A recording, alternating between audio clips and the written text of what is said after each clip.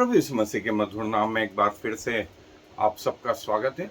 और जैसा हम देख रहे हैं कि आरंभिक कलीसिया में जो है बहुत सारी जो चीजें आरंभ हुई थी वो आज तक 2000 साल बाद भी छीण नहीं हुई है। और जो नए कंसेप्ट आरंभ हुए वो आज तक बने हुए हैं, और जिन्हें कलीसिया में स्थापित किसने किया?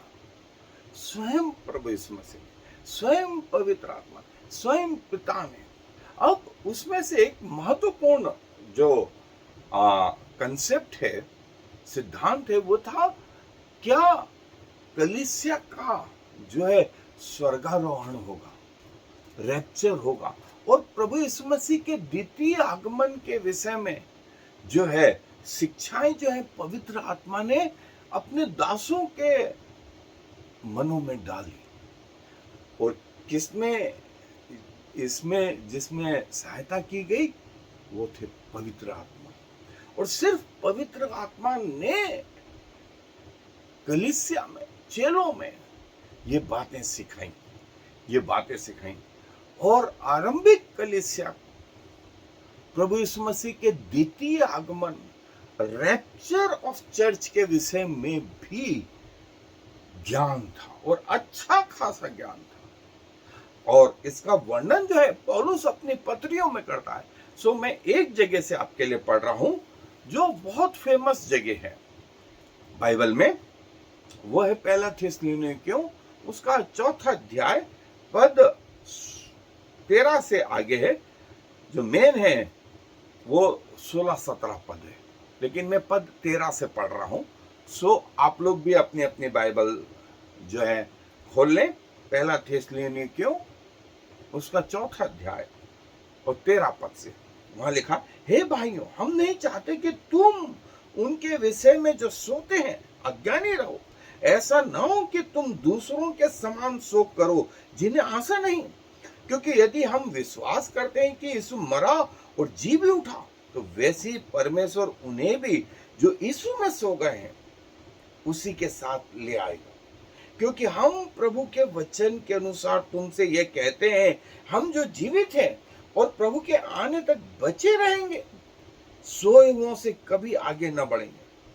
क्योंकि प्रभु, अब जो ध्यान देने वाली बात है, क्योंकि प्रभु आप ही स्वर्ग से उतरेगा, उस समय ललकार और प्रधान दूत का शब्द सुनाई देगा और परमेश्वर की तुरही फूंकी जाएगी, और जो मसीह में मरे हैं वह पहले जी उठेंगे। तब हम जो जीवित और बचे रहेंगे उसके साथ बादलों पर उठा लिए जाएंगे कि हवा में प्रभु से मिले, और इस रीति से हम सदा प्रभु के साथ रहेंगे। इस प्रकार इन बातों से एक दूसरे को शांति दिया कर। प्रभु आएगा,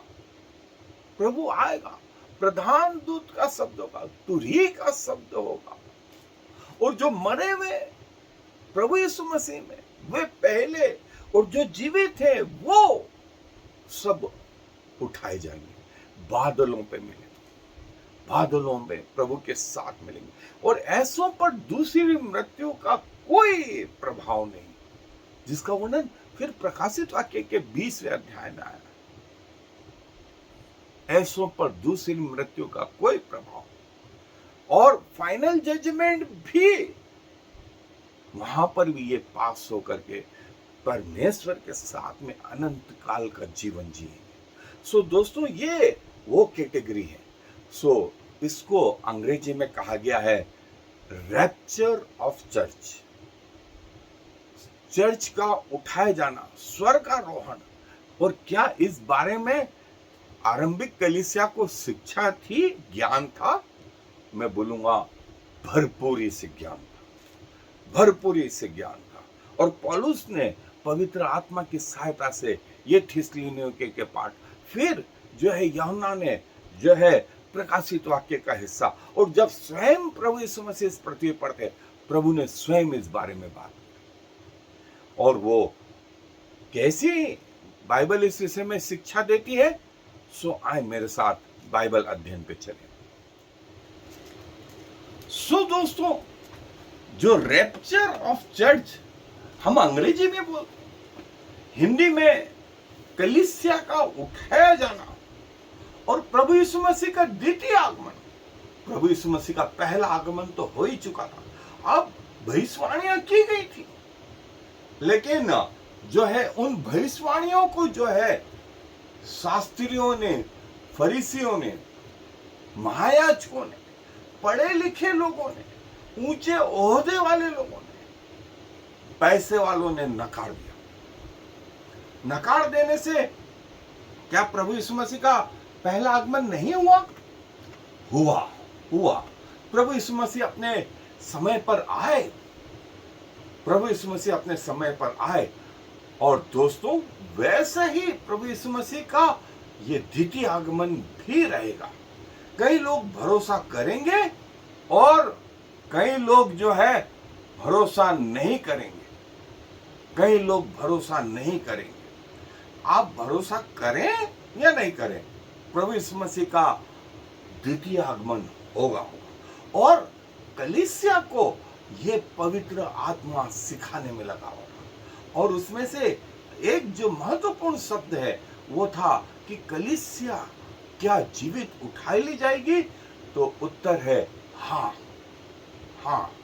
प्रभु यीशु मसीह का द्वितीय आगमन दो चरणों में। पहला चरण ये स्वर्गारोहण कलीसिया का, और दूसरा उसका द्वितीय आगमन लिटरली पृथ्वी पर होगा।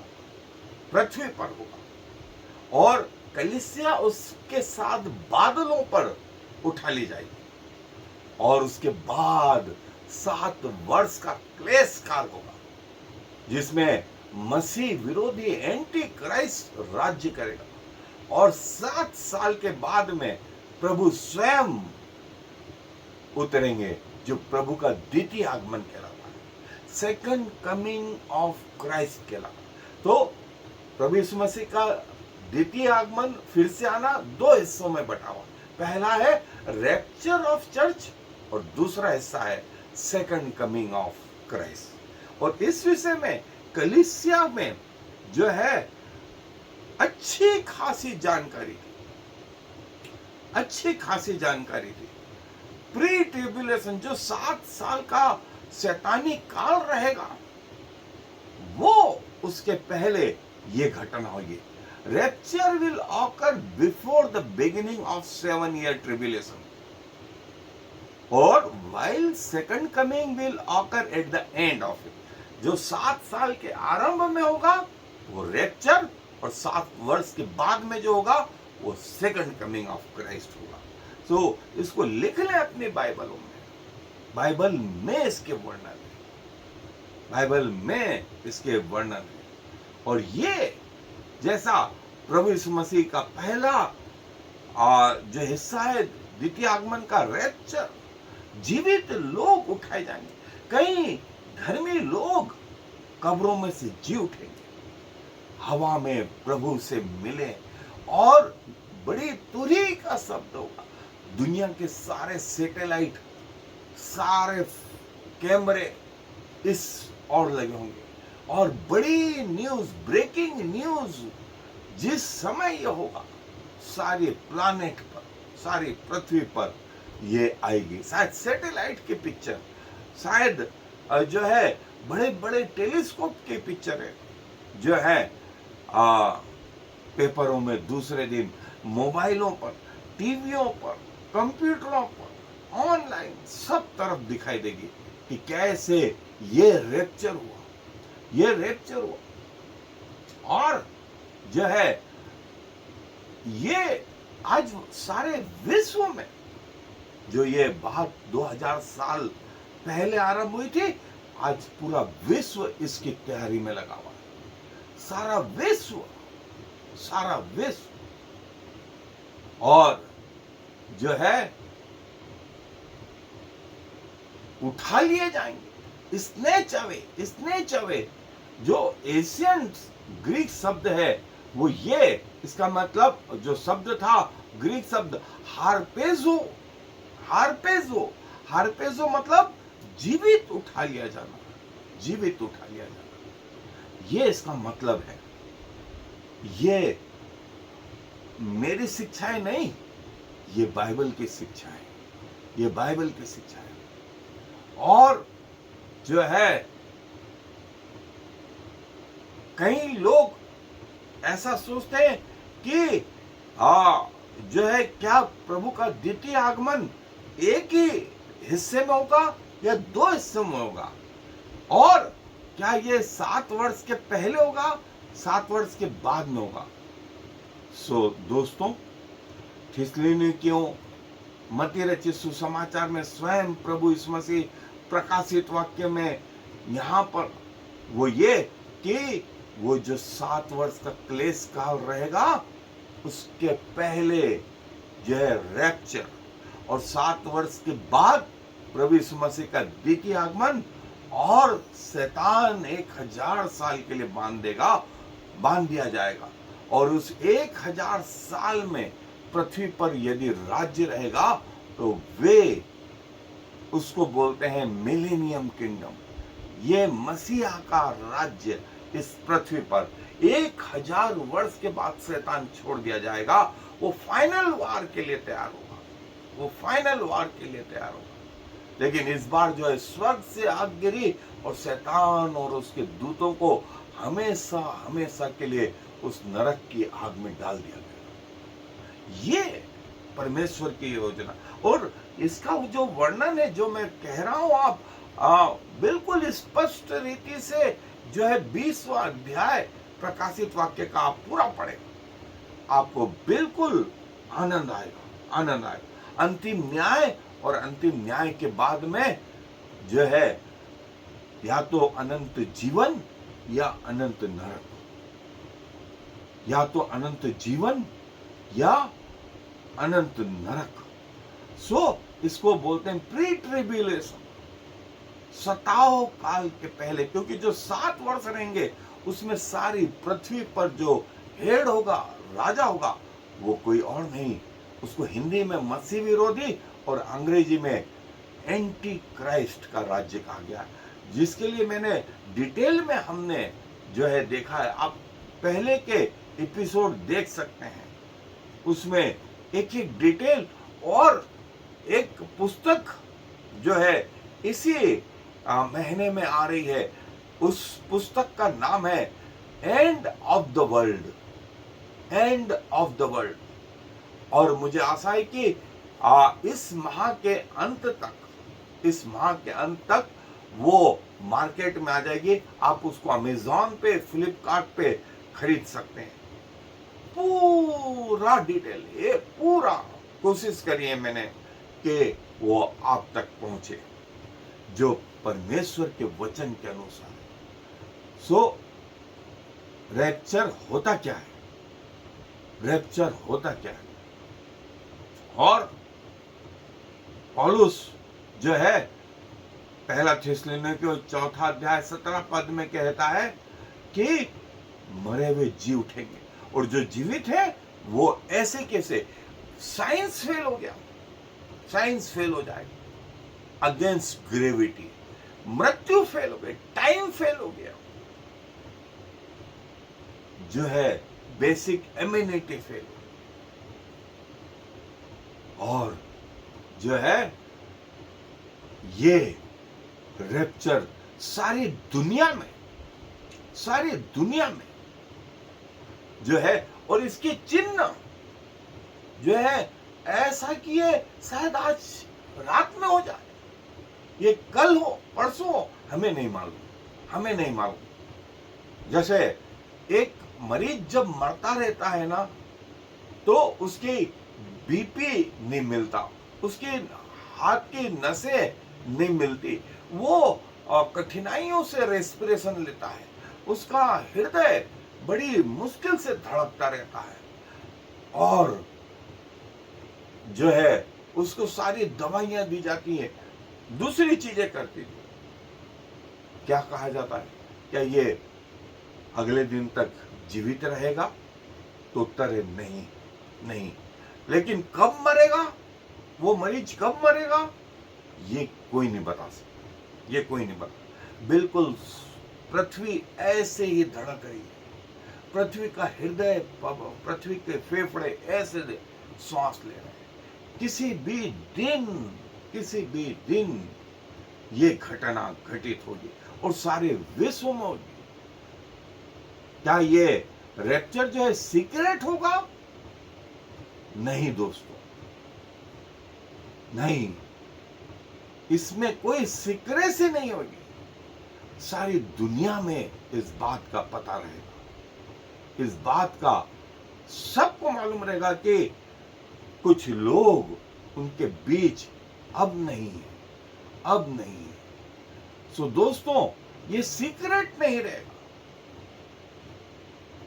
पौलुस जो है मूसा के समान कहता है कि जब मूसा उतर रहा था, उसने जो देखा, कलीसिया को नीचे जो हारून के साथ थी, ये नहीं मालूम था कि वो कब आएगा। मूसा अपने निर्धारित समय पर उतरा। दानियल नबी की पुस्तक में जो है संतों ने प्रभु को ऊंचे पर देखा, ऊंचे पर देखा। और फिर पौलुस बोलता है, जो शब्द पौलुस ने इस्तेमाल करा, पेरोसिया, पेरोसिया, करीब 15वीं आयत में ही आया। इसका मतलब कमिंग, कमिंग, प्रभु आ रहा है। ये आरंभिक कलीसिया में यह शिक्षा जो है चेलों को मालूम था, ये चेलों को मालूम था और उन्होंने कलीसिया को सिखाया। मरे हुए और जीवित दोनों ऊपर उठा लिए जाएंगे और ये सब लोगों के देखते होगा। प्रभु यीशु मसीह ने कहा, कहीं रात हो रही होगी, लोग 2 जन खाट पे सोते होंगे, एक उठा लिया जाएगा, एक छोड़ दिया जाएगा। 2 जन खेत में उड़ेंगे। खेत में कब होते हैं? दिन में, दिन में। 2 जन चक्की पीसते होंगे, अर्ली मॉर्निंग चक्की पीसते। तो कहीं जगह रात हो रही होगी, कहीं जगह अर्ली मॉर्निंग हो रही होगी, कहीं जगह दिन हो रहा होगा, कहीं जगह शाम हो रही होगी। ये घटना ऐसी हो रही होगी सारे पृथ्वी पर, सारी पृथ्वी पर ये होगा। और जो है जब वो आएगा, तूरियां फूकी जाएंगी, तूरियां फूकी जाएंगी, सारी दुनिया सुनेगी, सारी दुनिया सुनेगी, सारी दुनिया के सैटेलाइट और कैमरे और ये सब प्रभु को बादलों पर देखेंगे। और कलीसिया, सारे विश्व से लोग जो है ऊपर ऊपर, उन्होंने बोला, अरे बाप रे, ऑक्सीजन नहीं, अरे ये ऊपर कैसे जा रहे हैं? ग्रेविटी के अगेंस्ट में जा रहे हैं, ऑक्सीजन नहीं, कोई सूट वूट तो नहीं पहन रखा है, ये कैसे जिंदा रहेंगे? क्या खाएंगे, क्या पिएंगे और कैसा इनका जीवन होगा? इसके विषय में विज्ञान फेल। और प्रभु के साथ में ये लोग स्वर्गदूतों का दल प्रभु के साथ में। और दोस्तों, ये वो बाइबल के शिक्षा है, ये आरंभिक कलीसिया को मालूम है। पवित्र आत्मा ने कोशिश करी और उसमें वो सफल रहे। कैसे वो होगा, वो दिन को कोई नहीं बता सकता, वो समय को कोई नहीं बता सकता, लेकिन जिस हिसाब से सांस ले रहा है ये संसार, जिस हिसाब से इसके हृदय की धड़कन चल रही है, जिस हिसाब से इसकी नाड़ी नहीं मिल रही है, जिस हिसाब से इसका बीपी नहीं मिल रहा है, जिस हिसाब से इसका कॉन्शियस लेवल खराब हो गया है, ये कभी भी घटना घटेगी। और रैप्चर और सेकंड कमिंग में दोस्तों ये अंतर है। रैप्चर और सेकंड कमिंग, सताव के पहले जो होगा वो रैप्चर, और सताव के बाद में 7 साल के बाद में जो होगा वो होगा सेकंड कमिंग, वो होगा सेकंड कमिंग। देखें, ये है दोस्तों, ये रहा रैप्चर, ये ग्रेट ट्रिब्यूलेशन 7 साल, और उसके बाद ये 1000 साल, फिर फाइनल जजमेंट और फिर अनंत जीवन। ये एक चार्ट के रूप में रैप्चर में और सेकंड कमिंग में कहाँ इनके वर्णन है? जैसा मैंने बताया, पहला थिस्सलुनीकियों, दूसरा पहला कुरिन्थियों 15वां अध्याय ये रैप्चर के विषय में, और प्रकाशित वाक्य का 19वां अध्याय जकरिया नबी की पुस्तक ये प्रभु यीशु मसीह के द्वितीय आगमन के बारे में। सो आप अच्छे से देखें, ये वो 7 साल रैप्चर, प्रभु आएगा और कलीसिया उठा ली जाएगी, और 7 साल के बाद प्रभु लिटरली पृथ्वी पर उतर जाएगा, और जो पृथ्वी के लोग हैं रैप्चर में उसके साथ सहभागी होंगे, रैप्चर में उसके साथ सहभागी होंगे, और कई धार्मिक लोग जो है जीवित हो उठेंगे और प्रभु से बादलों पे मिलेंगे। ये सब देखेंगे, सारी दुनिया देखेगी, सारी दुनिया देखेगी, और ये हाईलाइट होगी, ये हाईलाइट होगी। सो प्रभु अपने वचन पर आशीष दे और हमें तैयारी का जीवन दे कि जब भी वो आए हम विश्वास योग्य पाए जाए। सारा मान सम्मान प्रभु यीशु मसीह को देते हुए आए, अपने सरों को प्रार्थना में झुकाएं। प्रभु जी धन्यवाद देते हैं कि आप अपने वचन के द्वारा हमें सचेत करते हैं, और प्रभु आपका आना बिल्कुल आज भी हो सकता है, हमें नहीं मालूम। जो चिन्ह हम देख रहे हैं वो हमें समझ में आ गए हैं कि ये पृथ्वी अब ज्यादा दिन चलने वाली नहीं है। आप उतर के आएंगे और अपने लोगों को यहां से ले जाएंगे, और फिर वो 7 वर्ष का क्लेश, और उसके बाद वापस आप जब आएंगे तो वो युद्ध जिसे अर्मगिदोन का युद्ध कहा गया, फिर 1000 वर्ष का आपका राज्य, और 1000 वर्ष के बाद जो है फाइनल आखिरी युद्ध, और जिसका वर्णन आपने प्रकाशित वाक्य 20वां अध्याय में पहले से कर रखा है। प्रभु हमारी आत्मिक आंखें खोल के रखें प्रभु, कि हम आपको निहार सकें, हमारे आत्मिक कानों को खोलें कि हम आपकी वाणी को सुन सकें, हमारे हृदय के विचार प्रभु आपकी ओर केंद्रित हो। सारा मान सम्मान आपको देते हुए इस विनती को प्रभु यीशु मसीह के नाम से मांगते हैं, आमीन और फिर आमीन। शमा इस्राएल Yahweh Eloheinu Yahweh Echad. Hear, O Israel, the Lord is our God, the Lord alone.